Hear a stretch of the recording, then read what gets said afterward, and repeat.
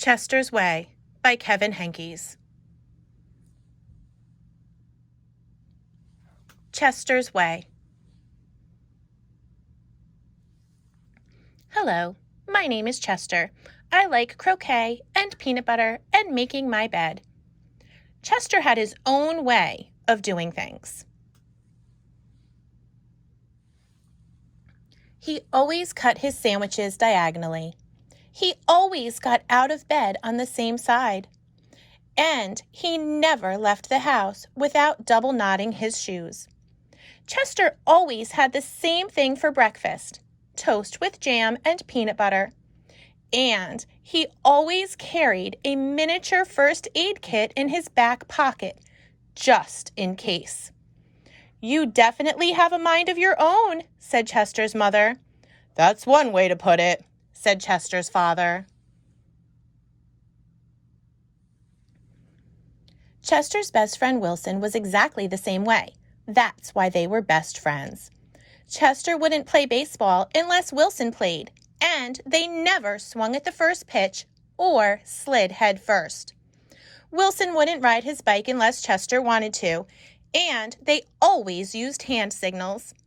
If Chester was hungry, Wilson was too, but they rarely ate between meals. "Some days I can't tell those two apart," said Wilson's mother. "Me either," said Wilson's father. Chester and Wilson, Wilson and Chester. That's the way it was. They loved to go on picnics. Once, when Wilson accidentally swallowed a watermelon seed and cried because he was afraid that a watermelon plant would grow inside him, Chester swallowed one too. "Don't worry," said Chester. "Now, if you grow a watermelon plant, I'll grow one too." Chester duplicated his Christmas list every year and gave a copy to Wilson because they always wanted the same things anyway. For Halloween, they always dressed as things that went together: salt and pepper shakers, 2 mittens on a string, ham and eggs. "They really are 2 peas in a pod," said Chester's mother. "Looks like it," said Chester's father.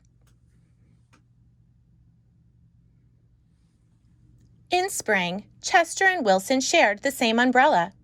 In winter, they never threw snowballs at each other. In fall, they raked leaves together. And in summer, they reminded each other to wear sunscreen so they wouldn't burn.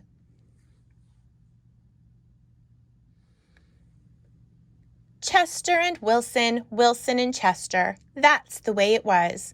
And then Lilly moved into the neighborhood. Lilly had her own way of doing things. "I'm Lilly. I am the queen. I like everything." She wore band-aids all over her arms and legs to look brave. She talked backwards to herself sometimes, so no one would know what she was saying. "I, ma, illel." And she never left the house without one of her nifty disguises. Lilly waved at all the cars that passed by, even if she didn't know who was in them. And she always carried a loaded squirt gun in her back pocket, just in case. "She definitely has a mind of her own," said Chester. "That's one way to put it," said Wilson. When Lilly asked Chester and Wilson to play, they said they were busy. When she called them up on the phone, they disguised their voices and said they weren't home. If Lilly was walking on one side of the street, Chester and Wilson crossed to the other side and hid. "She's something else," said Chester. "Looks like it," said Wilson. One day, while Chester and Wilson were practicing their hand signals, some older boys rode by, popping wheelies. They circled Chester and Wilson and yelled personal remarks. Chester and Wilson didn't know what to do. Just when they were about to give up hope, a fierce-looking cat with horrible fangs jumped out of the bushes and frightened the older boys away.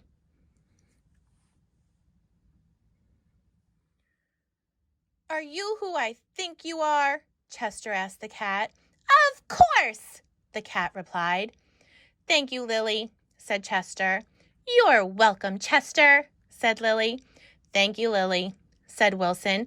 You're welcome, Wilson, said Lilly. I'm glad you were wearing a disguise, said Chester. And I'm glad you had your squirt gun, said Wilson. I always do, said Lilly, just in case.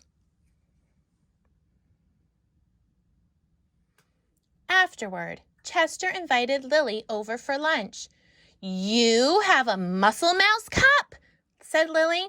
Of course, said Chester. I do too, said Lilly. Same here, said Wilson. Chester and Wilson cut their sandwiches diagonally. Lilly asked Chester's mother if she had cookie cutters, and she made stars and flowers and bells. That's neat, said Chester. Wow, said Wilson. That night, Lilly invited Chester and Wilson to sleep over. You have a nightlight? Said Chester. Of course, said Lilly. I do too, said Chester. Same here, said Wilson. Chester and Wilson wanted toast with jam and peanut butter for breakfast the next morning. Boring, said Lilly. Try this instead. This is good, said Chester. Wow, said Wilson. After that, when Lilly asked Chester and Wilson to play, they said yes. When she called them up on the phone, they had pleasant conversations. And if Lilly was walking on one side of the street, Chester and Wilson waved and ran to catch up with her. Chester and Wilson taught Lilly hand signals, and she taught them how to pop wheelies. Lilly taught Chester and Wilson how to talk backwards, and they taught her how to double knot her shoes. Some days I can't tell those three apart, said Lily's mother. Me either, said Lily's father. Chester and Wilson and Lilly. Lilly and Wilson and Chester. That's the way it was. For Halloween, they dressed as the three blind mice. For Christmas, Lilly gave Chester and Wilson nifty disguises, and they gave her a box of multicolored shoelaces, extra long for double knotting. They loved to go on picnics. When Chester and Wilson told Lilly about how they had each swallowed a watermelon seed once, Lilly swallowed 3 of them. I'll grow a watermelon plant for each of us, she said.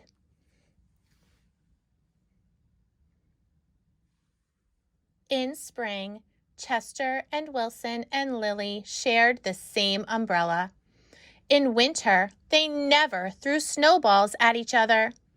In fall, they raked leaves together.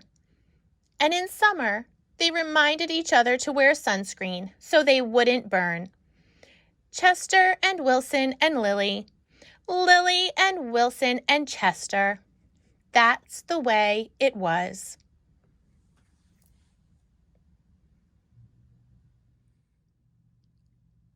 And then Victor moved into the neighborhood.